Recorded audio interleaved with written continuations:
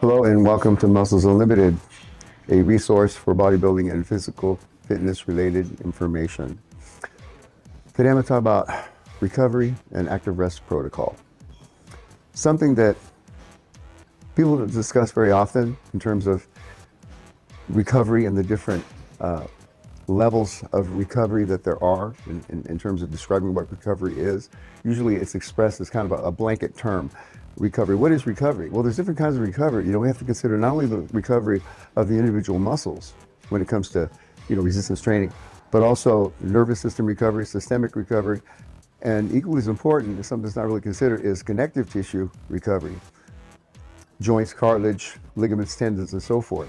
Think about it. You sprain an ankle, it might take 12 to 16 weeks to heal.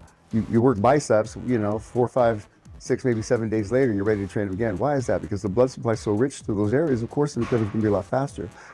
So what happens when a person hits a plateau, and why does that typically happen? Usually it's because there's inflammation involved due to the fact that people are doing the same redundant movements over and over again without making a change. They don't change their pattern, they don't change their rep scheme, they don't change the angles of the exercise, nor the rep protocol or intensity protocols.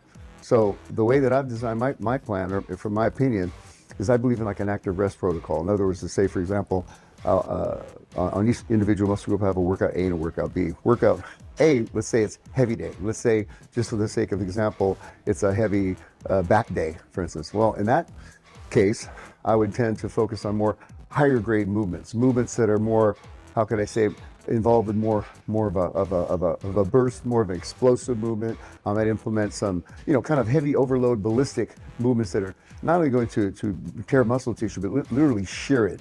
And I know that sounds a little bit severe, but in my opinion, it takes that component in order to really comprehensively affect muscular development. So let's say, for example, we do that on the first set.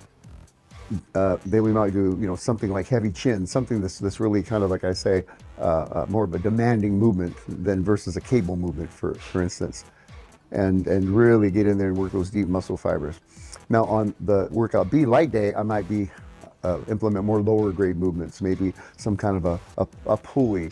I may not use certain high intensity techniques. I may hold back on that, maybe just go to a momentary failure. I might use a higher rep scheme. I might do the movements more controlled, more methodically.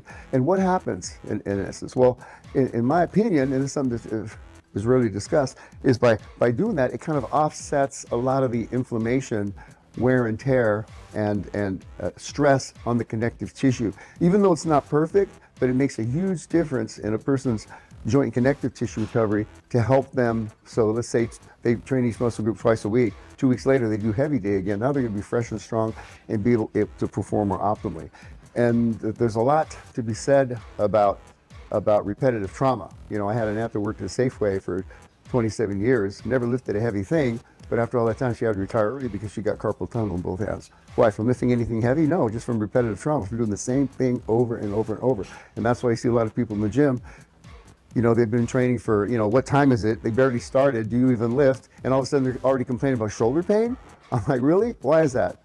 Because high intensity never hurt anybody. What hurts people is not warming up properly, using more weight you can handle, and using improper form and function. So active rest recovery is very important in the fact that for recovery purposes, and also because your body is a very highly adaptive mechanism, and you got to look at the fact that you need to change things up. You can't let the right hand know what the left hand's doing in order to bypass sticking points, barriers, plateaus, and obstacles that invariably plague almost every trainer after a certain short period of time. Now they're scratching their head puzzling, what do I do next? Well, that's the problem. They don't realize. It's very simple, but it has to do with taking each factor of recovery into consideration and working around that. And that's why the active rest protocol that I put together, I thought was very effective.